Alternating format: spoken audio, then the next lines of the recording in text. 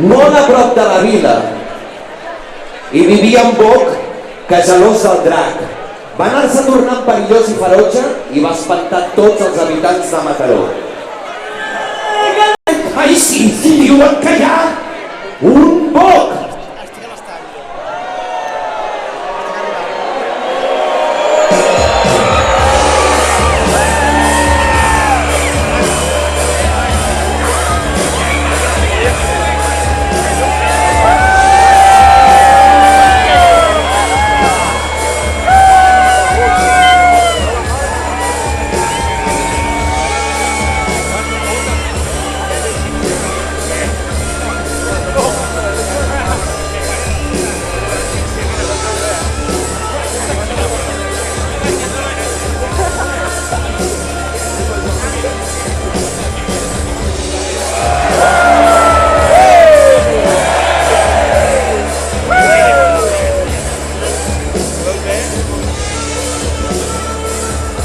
Terrible boc, tenia que morir tots els mataronins i mataronines.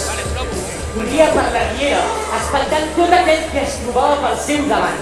I saltava pels balcons de la plaça Gran, segrestant habitants indefensos. S'enfilava a la torre del pou davall i amb els seus udols a sortir.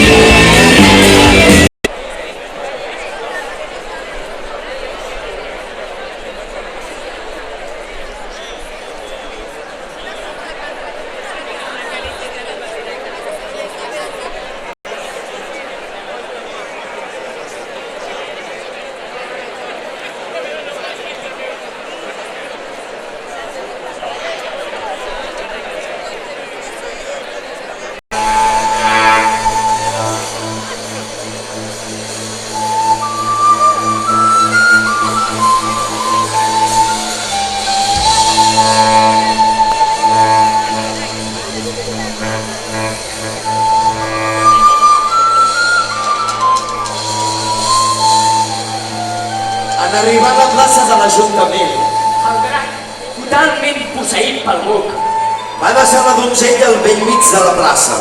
com si fos al mig del seu plat. Se la va mirar, S'hi va acostar, desplegar les ales, tragué les urpes estirar el coll. i obrir la boca. A la noia, les cames li fallaven i perdia el món de vista. Morta de por, va tancar els ulls i restà immòbil, esperant el seu final. Joc, no em fallis ara, que és quan més et necessito. Sigues valenta com ho has estat sempre. El cavaller Sant Jordi, amb l'armadura daurada i la força dels valents. Qui és aquest home?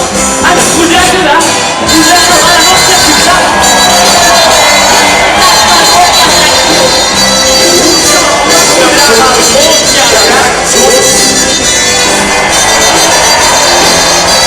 El boc, enrabiat, va intentar donar-lo un bon encanteri, però no va poder.